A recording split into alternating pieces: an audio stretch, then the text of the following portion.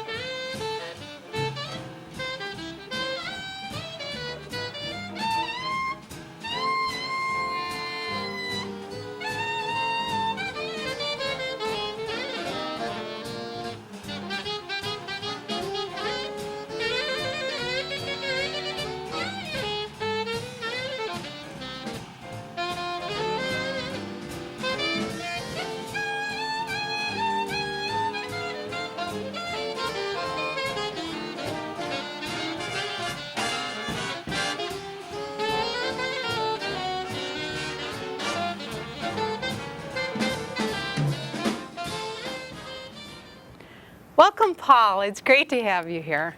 Thank you, Jeannie. I'm glad to be here. Yeah, and your bass, does your bass have a name? My bass doesn't have a name. It's just my big brown gal. Your big brown gal. And she's glad to be here, too.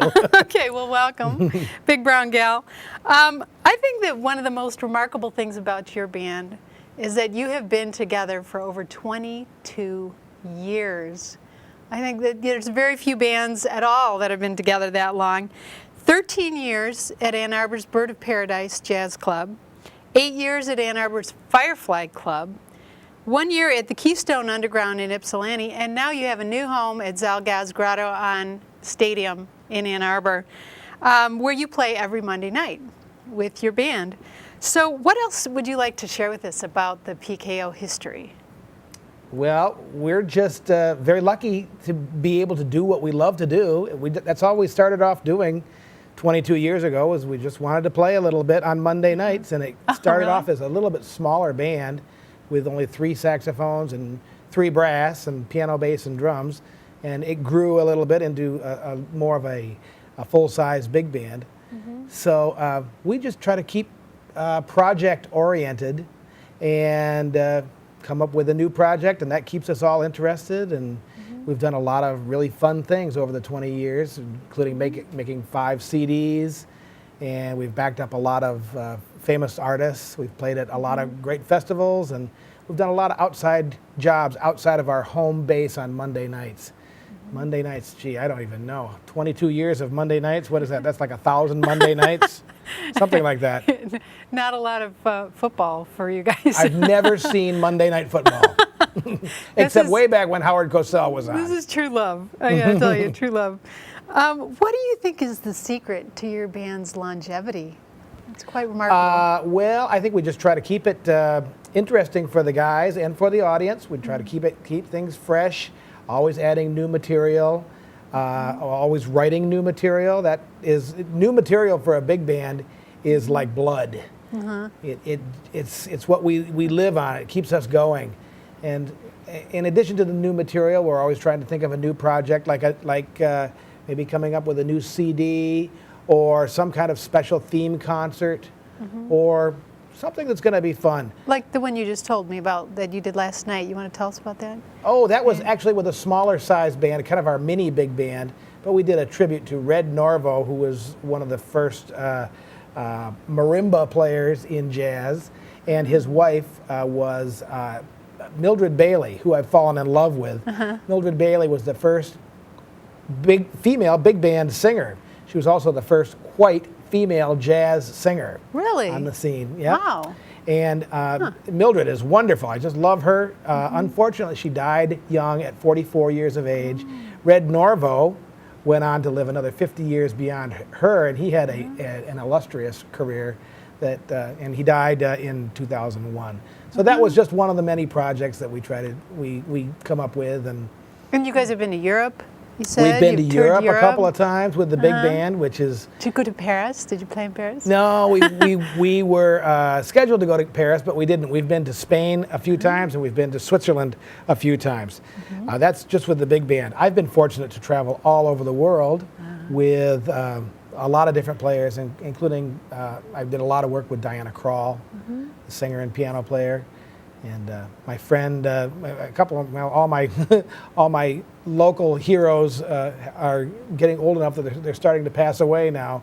Tom Saunders took me around the world. He's a great cornet player in the Dixieland style. And Eddie Higgins was one of the greatest piano players I ever met. And Eddie took me to Japan 8 times, I think. Really? And I learned to love Japan. And I hope I can go back there sometime. We also just last year took a great trip to Israel and played at the National Israeli Opera House with our trio, with my friend from Ann Arbor that I grew up playing with, Pete Sears, on drums. And sadly, our genius piano player, Steve Richko, who died 4 months ago. I'm sorry. Yeah, tragic, sad circumstances.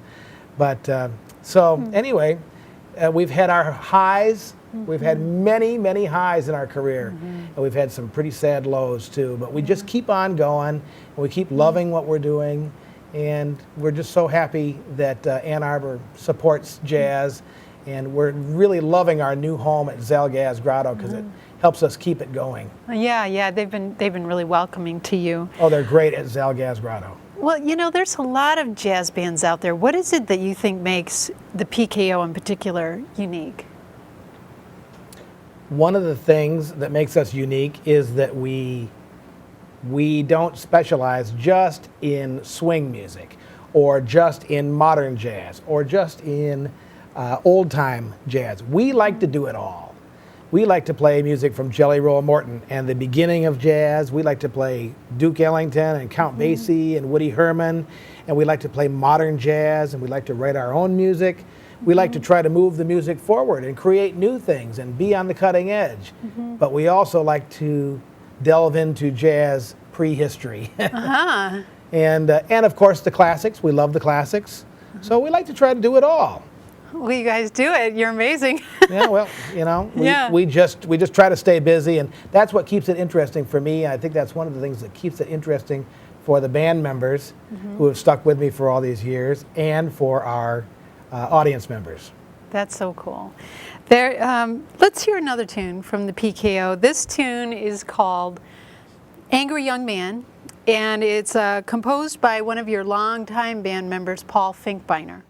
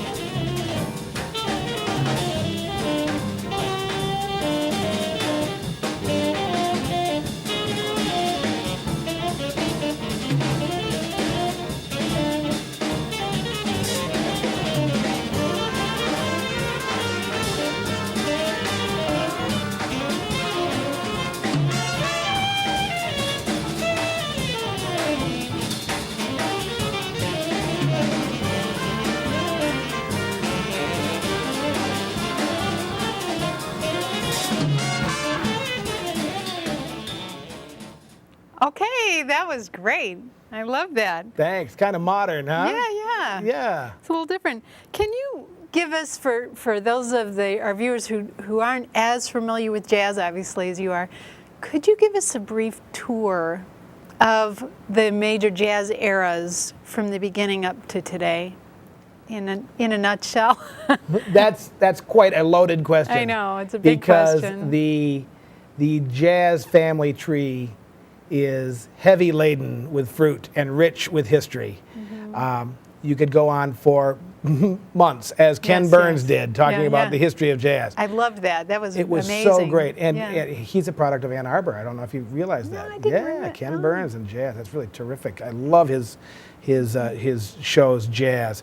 But in a nutshell, I think that generally it's accepted that jazz was born in New Orleans around the turn of the century, or maybe just a little bit before that, the 1890s. 1890s, okay. So it's already over 100 years old.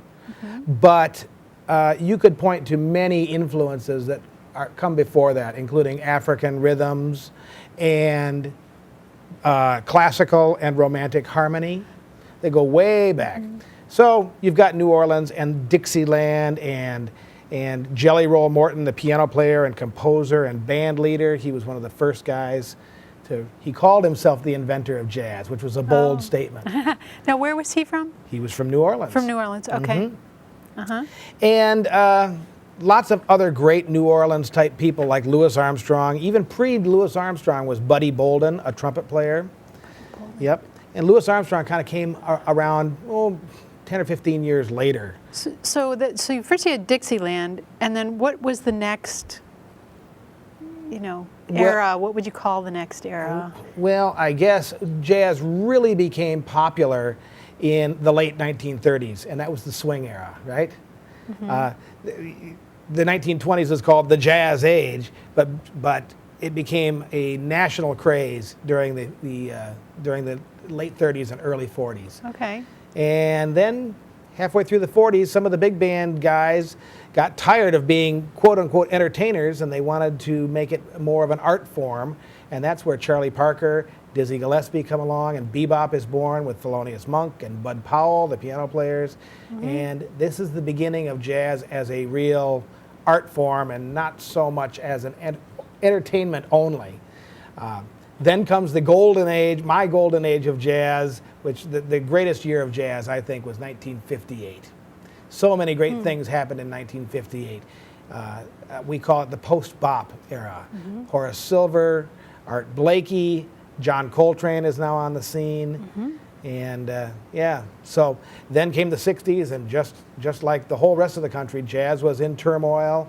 And I suppose John Coltrane was the leader of the avant-garde, the nibblings of avant-garde movement at that time. And then out of that, Miles Davis, who was in so many of these different periods, he just kept on evolving and took the music into the 70s and the 80s and the 90s, along with Chick Corea and Keith Jarrett, Herbie Hancock, and all along through that whole history comes larger ensembles as well as the smaller groups, and that's what we're here talking about today. That's amazing. The larger ensembles, the big bands. Okay, I know you have over 1,000 pieces in your repertoire. How about if we hear another tune from your repertoire? This is a Dixieland tune called Panama, composed in 1917. Going way back now. Right, arranged especially for the PKO by a longtime band member, Paul Klinger.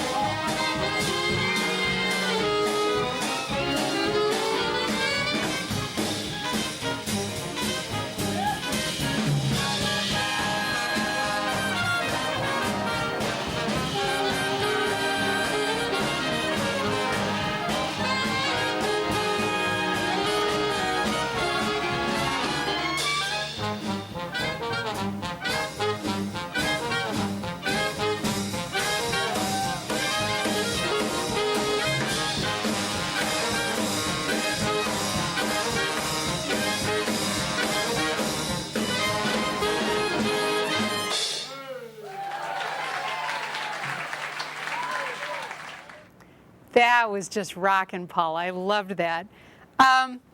You know, you do something else that's really special. You work with kids, and you had some kids in recently to the grotto. And here's a clip of you giving them a brief lesson before you do a blues improv piece that you called Grotto, Grotto, Grotto. All right, so let's take a look at that. The building blocks for playing the blues, right? That's not the only, those are not the only tools to play the blues, but those are some major tools to play the blues. So, for instance, 2, 3, 4. Oh, that's great,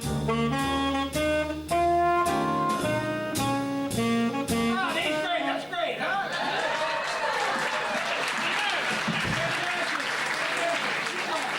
So, 1, 2, 3, 4.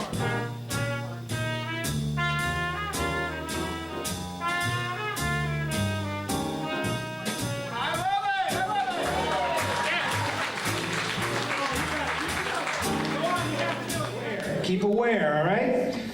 Listen to your section, listen to the rest of the band, keep your eyes over here, keep your eyes, just be aware, because stuff is gonna happen here. You're either gonna take a solo, or you're gonna work on a little riff in here. If you hear these guys all playing something all together, join in with them, okay? So let's make up a blues, and let's call it Grotto, Grotto, Grotto.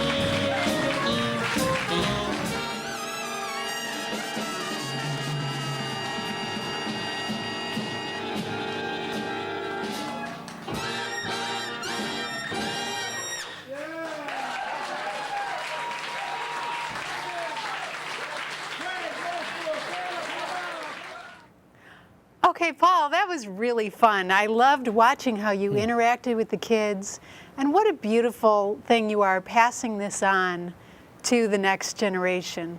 We've really enjoyed this student outreach program that we've created. It started off small 20 years ago, but now every season we invite over 600 students to our stage from middle schools and high schools and colleges. That was Clegg Middle School. Clegg Middle School, yeah. Yeah, and some of those kids came up and played after they played a set. So the students always play a set for 30 minutes, and then they come and join the pros on stage for sight reading and improvisation, and it's really a life-changing thing for these kids. I can only imagine. It takes a lot of courage on their part, and they did really well. And Yeah, I just think it's a beautiful thing that you're passing this on to the next generation. So I want to thank you, Paul, for being here tonight. You're very welcome. It was my pleasure. Yeah, and your big brown baby. Yeah, there she that is. you brought. Okay, great. And thank you, Ann Arbor, for joining us. Remember to tune in the second and fourth Tuesday of each month at 10:30 p.m. or look for rebroadcasts of Jeannie on the Beat at various times throughout the week. Ciao, Ann Arbor.